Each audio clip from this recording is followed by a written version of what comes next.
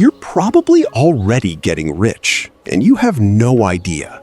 Not because you're not paying attention, because the signs look nothing like what you'd expect. Here are 9 of them. If more than 3 describe your life right now, the money is already on its way. Sign number 1. Money stops being an emergency. There was a time when every transaction came with a microsecond of tension. Opening the banking app before ordering, doing the mental math at the gas station. That quick, private calculation. Can I afford this right now? And then, somewhere along the way, that stops. It's not that you're rich, it's that you're no longer operating in the red. Your expenses are covered, your emergency fund exists, and the gap between what you earn and what you spend has widened enough that dinner out doesn't require internal negotiation. That shift has a name. Behavioral economists call it moving from scarcity to stability. And it's not about the dollar amount in your account. It's about what your brain does when you reach for your wallet. Sign number 2. You can pass the $1,000 test. A surprise expense arrives. A car repair, a medical bill, a flight you didn't plan to book.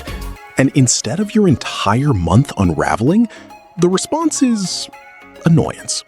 Not crisis, not which bill do I skip this month, just a quiet frustration and a transfer from savings. Here's the number that matters. Research from Vanguard found that even a modest emergency fund of $2,000 improves financial well-being by 21%. Not because of what $2,000 can buy, but because of the mental space it creates. When a 4-figure problem is no longer a catastrophe, you've crossed a line most people never reach. Sign number 3 is the most counterintuitive one on this list. You don't know your exact checking account balance? Now, this sounds like the opposite of financial health. And to be fair, there are 2 very different reasons someone doesn't know their balance. The first reason is poverty. You can't bear to look because the number hurts every time. The second reason is stability. You don't need to know down to the penny because there's always enough. If you're in the second camp, congratulations. The money is there. The bills are covered. The exact number is irrelevant because the system is working. Sign number 4. You've stopped caring what your coworkers drive. There's a quiet shift that happens when you start building real wealth. The need to prove you have money disappears. You're no longer keeping score with visible consumption because you understand something most people don't. The people who look the wealthiest are often the least wealthy.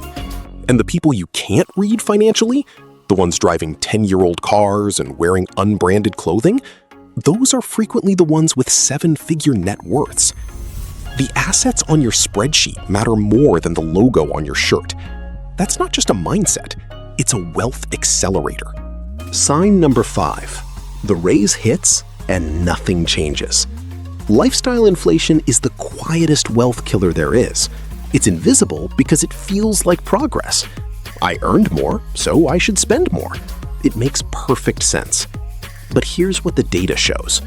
The single biggest predictor of long-term wealth isn't income.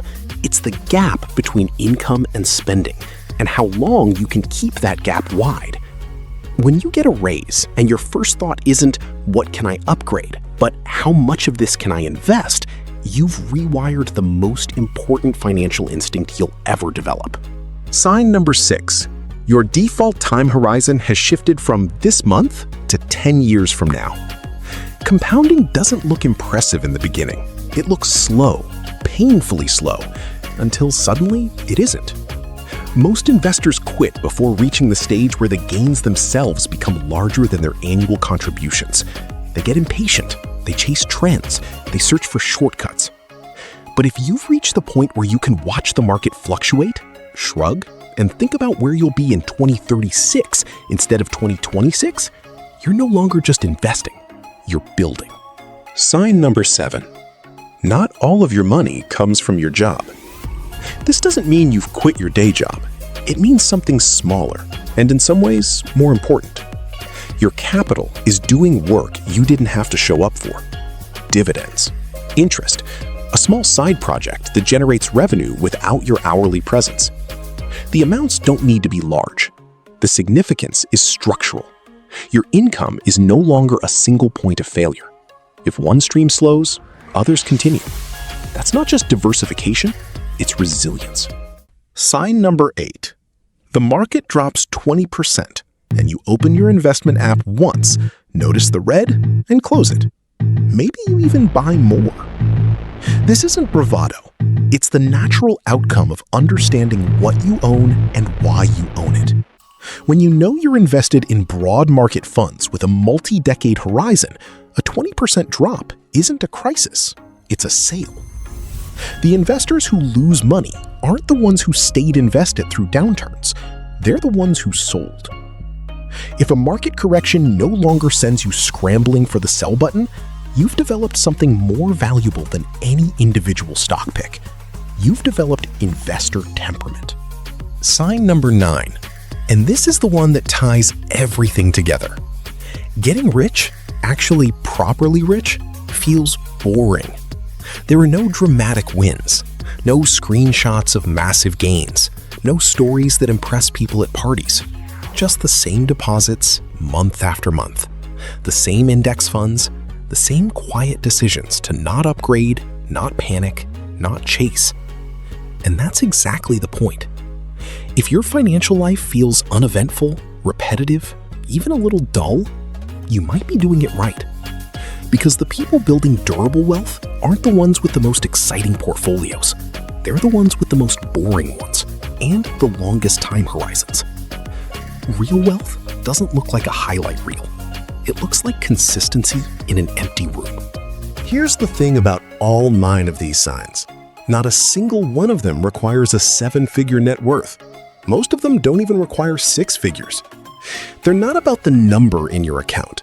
They're about your relationship with that number and how that relationship has changed over time. How many of these 9 signs describe your life right now? Drop that number in the comments. I read them, and I'm genuinely curious how many of these people are quietly realizing they're further along than they thought. If this gave you a new way to think about your financial progress, consider sharing it with someone who might need to hear it. And if you haven't already, subscribe for more practical, evidence-based insights on building wealth without the noise. I'll see you in the next one.